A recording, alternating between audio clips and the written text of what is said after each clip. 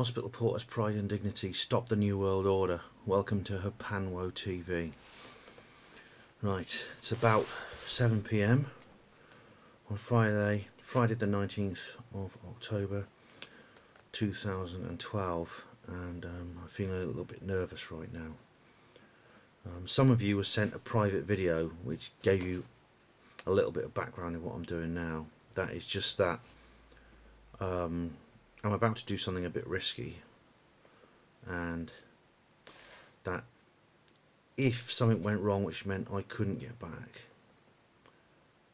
then I was going to ask you to upload the video and just spread the word and tell them that something had happened to stop me getting back. I mean, as I said in the private video, I don't want to sound all melodramatic and Hollywood and stuff like that, you know, but you know, I have to take precautions because there's a perilous element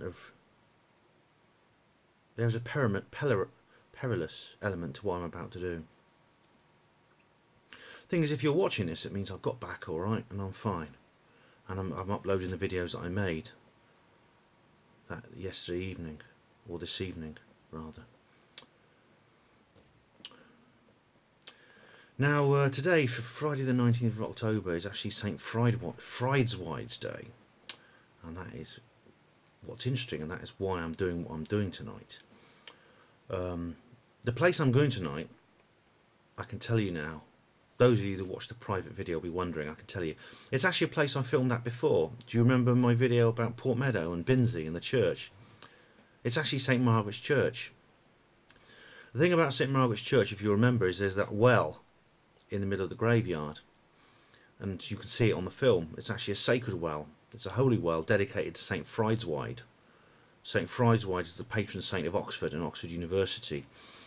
Now, if you remember from that film, the church is very, very remote. It's in a little forested glade in the village of Binsey, and Binsey itself is an isolated, very, very archaic village. I mean, if you saw what it was like, it's like going back in time 300 years, just stepping into it.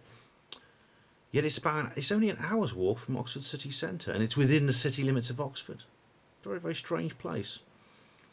Anyway, the church, if you remember, was very, very old. It's got no electricity, no running water. It's not changed at all since it was built in the 12th century. The well is known as, it's called St. Frideswide's Well, and it is dedicated to St. Frideswide, and it's what inspired Lewis Carroll when he wrote Alice's Adventures in Wonderland to put into the story the treacle well. I mean, the treacle in the book symbolises the curative powers of the water, because it's said that it has curative powers. My friend Ellis Taylor, who I'd like to thank for all the help he's given me in this venture, wrote an article about this on his website. As you can see, it's all about that particular. It's all about that area and what happened to him there, which is basically what set me off on this quest. What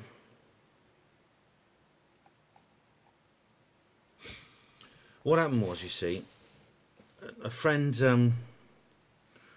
of his told him that he was reading a book by Andrew Collins called The 21st Century Grail. I mean, you'll remember Andrew Collins from the Glastonbury film I did. But he also wrote a book, he also writes about other subjects apart from ancient Egypt. And what happened was, Andrew went to St. Margaret's Church in Binsey on St. Frideswide night.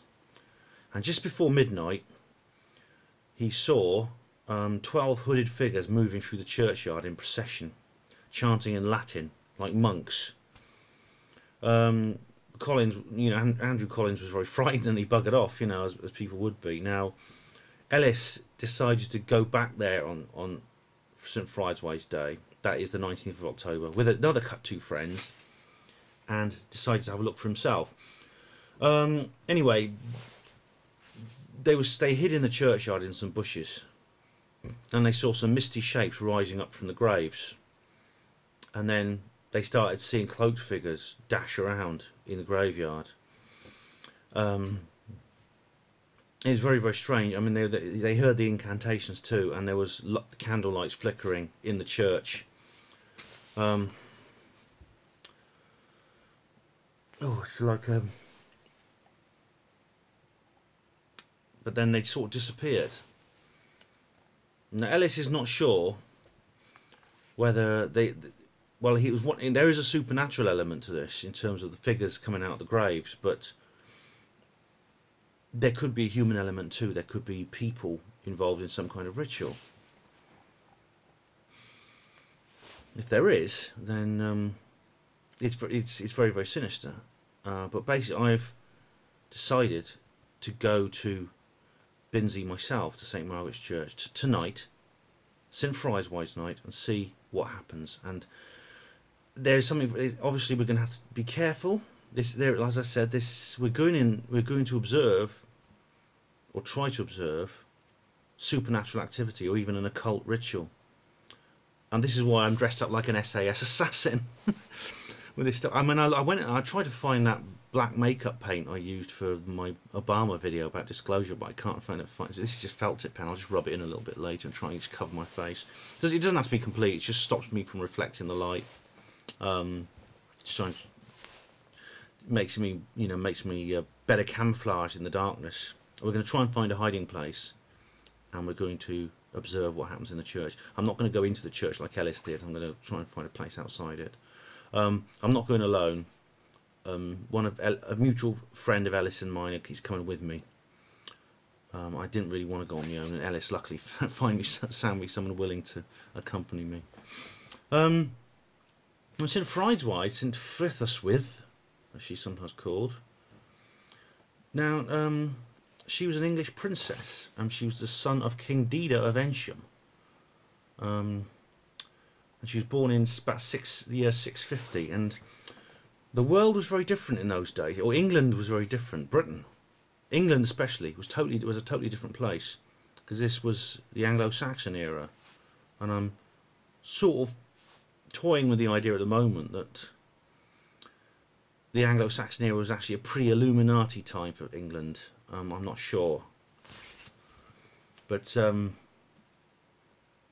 Frideswide, she became a nun, and she founded a priory in Oxford, and she had to escape several times because King Ulgar of Mercia wanted to marry her, and she's described as doing various miraculous things like creating springs out of the water, rather like Saint Bernadette did in Lourdes in 1850.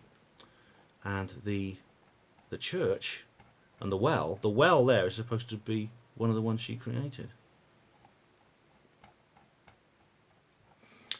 Right, well, remains to be seen what happens this evening. Obviously, if you're watching this, it means everything went fine. I came home and I've uploaded whatever I've recorded. Now, maybe we will see something significant, in which case I hope I'll be able to film it. I have a night shot capability on my camera, but it's not very sophisticated. It's nothing like the things Win Keats uses. You know, remember him from the Amash conference. It's just a simple thing. But at least I'll be there. I'll give you a commentary. I'll try and pick up any sound I hear. I'm taking a backup. My mobile phone is a backup camera and a voice recorder too. And well, I mean, watch the film. Watch the film in the description box, which is the film I took in Port Meadow and the Binsey and the village and church, which will give you some background. It will show you where we are, because I filmed that in daylight. I'm going to be there at night time. And just wish me luck, eh? Thanks for watching Hapanmo TV. Hospital Porters, Pride and Dignity, stop the New World Order.